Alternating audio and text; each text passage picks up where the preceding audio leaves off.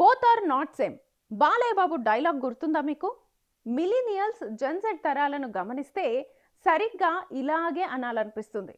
ఈ రెండు తరాలు పక్కపక్కనే అయినా అలవాట్లలో, వ్యవహారాల్లో, అభిరుచుల్లో అన్నింటా వైవిధ్యం చాలా స్పష్టంగా కనిపిస్తోంది. రెండు తరాల మధ్య అంతరాలు ఇంతగా ఉంటుందా అని మనకే ఆశ్చర్యం అనిపిస్తుంది. ఇద్దరి మధ్య ఏంటి ఆ వ్యత్యాసం? సరదాగా ఓ లుక్ వేద్దాం రండి.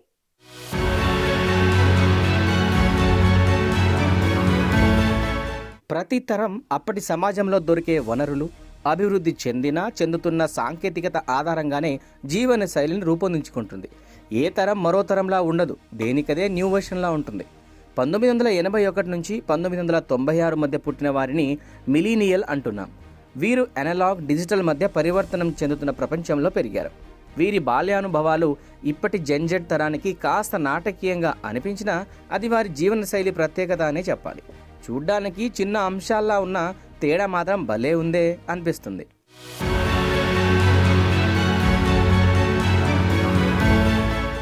మిలీనియల్స్ కాంటాక్ట్ నంబర్లను చక్కగా గుర్తుంచుకునేవారు. ఎన్ని నంబర్లైనా ధారణ చేసుకునేవారు. డయలప్ ఫోన్లు, రోటరీ ఫోన్ల నంబర్లు టకీమని చెప్పగలరు. ముఖ్యమైన కాంటాక్ట్ నంబర్లను చిన్ని పుస్తకాల్లో రాసుకోవడం, తరచూ మాట్లాడేవారి నంబర్లు కంటత పట్టడం ఈ తరం లక్షణం. శివమణి సినిమాలో ఎంఎస్ నారాయణ 9848 అని రచ్చ చేసిన సీన్లు ఓసారి గుర్తు తెచ్చుకోండి. సిరీస్ చివరి సంఖ్యల్ని ఇట్టే చెప్పేవాళ్ళు మిలీనియల్స్. జెన్జెడ్కు ఇది పూర్తిగా అర్థం కాని విషయం. స్మార్ట్ ఫోన్స్ వచ్చాక వారికి గుర్తుంచుకునే అవసరమే లేకపోయింది. ఇప్పుడు మొబైల్లో కేవలం నంబర్ కనిపించినా కొత్త వాళ్ళని ఫోన్ ఎత్తలేని పరిస్థితి. వారికి ఖచ్చితంగా పేర్లు డిస్ప్లే కావాల్సిందే.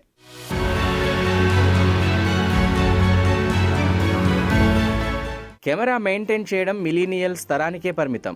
అప్పటికే ఫిలిం రోల్స్ దశ చివరికి చేరుకుంది. రోల్కు 24 లేదా 36 షాట్స్ క్లిక్ చేసిన అనుభవం వీరికుంది. కార్యక్రమాలు జరిగిన, ఫ్రెండ్స్తో పిక్నిక్ వెళ్ళిన ఫోటోలు తీసుకోవడం తప్పనిసరి. సరదాగా తీసుకున్న ఫోటోలను జాగ్రత్తగా కడిగించి ఆల్బంలో చేర్చేవారు.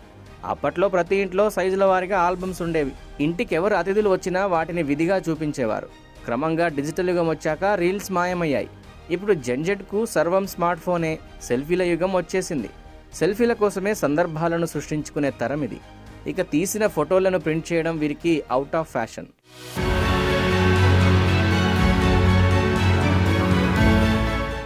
వీడియో లైబ్రరీల రాజ్యంలో మిలీనియల్స్ బతికారు.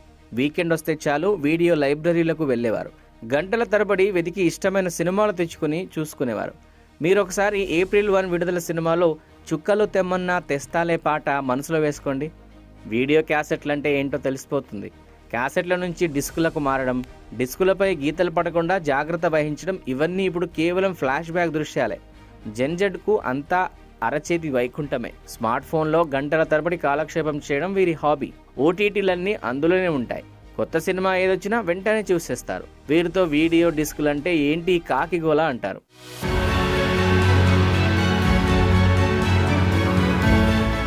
ఇంట్లో ఒకే డెస్క్టాప్ కంప్యూటర్.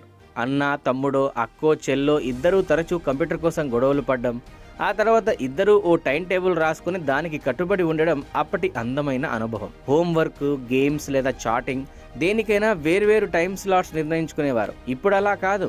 జెన్జెడ్ వైభోగం అంతా ఇంతా కాదు. ఒక్కరికే ల్యాప్టాప్, ట్యాబ్, స్మార్ట్ ఫోన్ ఇన్ని ఉంటున్నాయి. ఇక దేనికోసం తగులాడే సమస్య ఉండదు.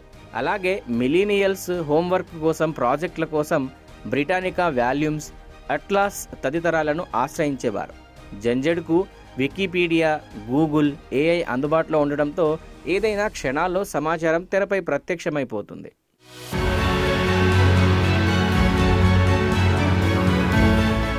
మిలీనియల్స్కు ఆడుకోవడం అంటే బయట గడిపే సమయం అనే అర్థం. వీధిలో క్రికెట్, సైకిల్ రేసులు, చెస్, క్యారమ్స్ ఇలా బోల్డ్ అన్ని ఆటలు ఆడేవారు. ఈ తరం వారికి చిన్ననాడు స్నేహితులతో సరదాగా గడిపిన సందర్భాలున్నాయి. ఇప్పుడు అంతా వర్చువలే. ఆటలైనా పాటలైనా మూగగా వింటుండడం, చూస్తుండడమే. జెన్జెడ్ స్క్రీన్ టైం చాలా ఎక్కువ. అంతా ఆన్లైన్ వ్యవహారమే. ఇదండి విషయం. చూసారుగా మిలీనియల్స్కి జెన్జెడ్కు ఎంత వ్యత్యాసం ఉందో. అయితే ఒక్కటైతే నిజం, జెన్జెడ్లో చాలా మంది వర్చువల్ లైఫ్ స్టైల్కే ఆధారపడి రియల్ టైం ఎక్స్పీరియన్స్ను మిస్ అయిపోతున్నారు. వయసు మీద పడ్డాక తమ బాల్యంలో గడిపిన మధుర క్షణాలు ఏవి అంటే స్మార్ట్ ఫోన్ వైపు జాలిగా చూడటం తప్పించి ఏమీ చేయలేరు.